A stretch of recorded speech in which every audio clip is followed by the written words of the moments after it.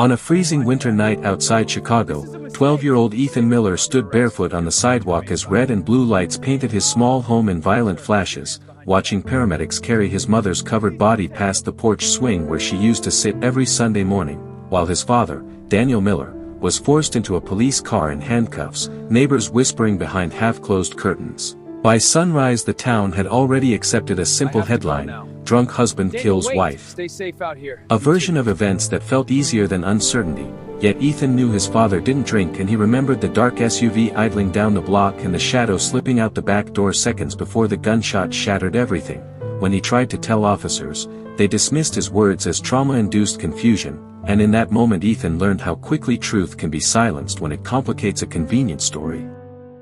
The trial moved with unsettling speed, prosecutors painting Daniel as a desperate man drowning in medical bills and anger, ignoring the missing fingerprints on the trigger and the unfamiliar tire tracks in the snow, while Ethan sat clutching his mother's scarf and listening to strangers dissect his family's life as though it were fiction. Neighbors testified about raised voices but not about Daniel's activism against North River Pharmaceuticals, the chemical company he accused of contaminating local water. And when the guilty verdict echoed through the courtroom, Ethan felt something inside him freeze, especially when his father turned in chains and whispered, "I didn't do this, son," words that would echo louder than any judge's gavel.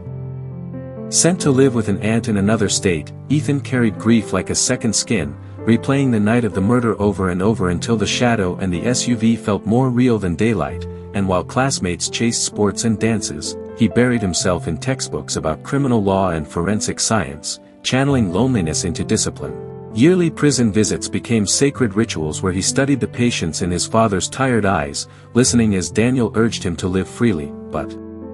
Ethan had already chosen a different path, one shaped by a promise he never spoke aloud yet honored every day: he would uncover the truth no matter how long it took. By 28 Ethan was a defense attorney with a reputation for precision, known for overturning wrongful convictions, yet every case he argued felt like rehearsal for the one that mattered most. Quietly he began reopening his father's file, requesting archived evidence and hiring independent forensic analysts, discovering inconsistencies in the ballistic report and maintenance logs proving the neighborhood surveillance camera had not malfunctioned as police claimed, each new detail cracking the certainty of the original conviction and strengthening the suspicion that something far larger than domestic conflict had shaped the investigation. Digging deeper, Ethan uncovered financial ties between Detective Harold Briggs and North River Pharmaceuticals, including a lucrative security job Briggs accepted months after Daniel's conviction, a connection never disclosed during trial, and interviews with former neighbors confirmed that reports of a black SUV had been dismissed without documentation. The pattern emerging was chilling. Daniel had publicly threatened to expose chemical dumping by the corporation, making him inconvenient, and Ethan realized his mother's death might have been collateral damage in a calculated effort to silence dissent, a realization that replaced lingering doubt with focused fury. When Ethan filed a motion to reopen the case citing suppressed evidence and potential misconduct, subtle warnings followed: a broken car window, anonymous notes urging him to let the past remain buried. But fear no longer ruled him, because he had lived through the worst night imaginable, as media outlets revived the story, transforming it from domestic tragedy into suspected corporate corruption. Ethan prepared for retrial with relentless determination, knowing he was challenging not only a verdict but a network of influence accustomed to operating without scrutiny.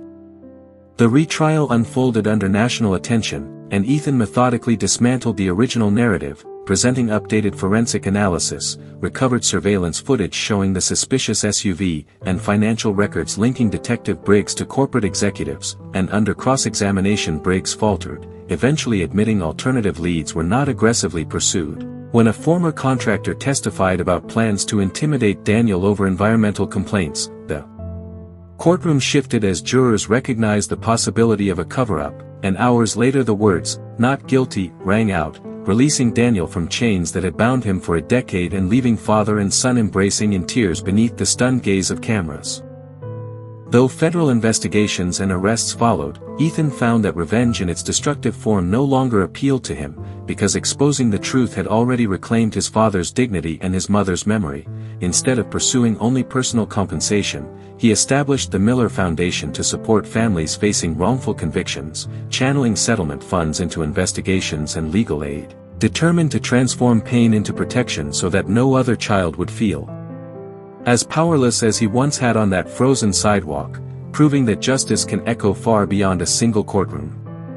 Years later, standing beside his father at a foundation fundraiser filled with exonerees reunited with their families, Ethan reflected on how close he had come to being consumed by anger, realizing that the most powerful revenge was never about destruction but about restoration, restoring truth, restoring names, restoring faith in a system that too often fails the vulnerable. As Daniel publicly thanked his son for believing when the world did not, there wasn't a dry eye in the room, because everyone understood that love, when paired with relentless courage, can outlast corruption, and that sometimes the greatest victory is not watching your enemies fall, but watching your family rise again. If this story of Ethan and Daniel Miller touched your heart, imagine how many families are still fighting in silence for the truth to be heard. Would you have had the strength to keep believing for 10 years? Comment below and tell us what you would have done in Ethan's place. Stories like this remind us that justice only survives when people refuse to give up. If you believe love is stronger than corruption, hit like and share this with someone who needs hope today. And don't forget to subscribe for more powerful, emotional stories that stay with you long after the screen fades to black.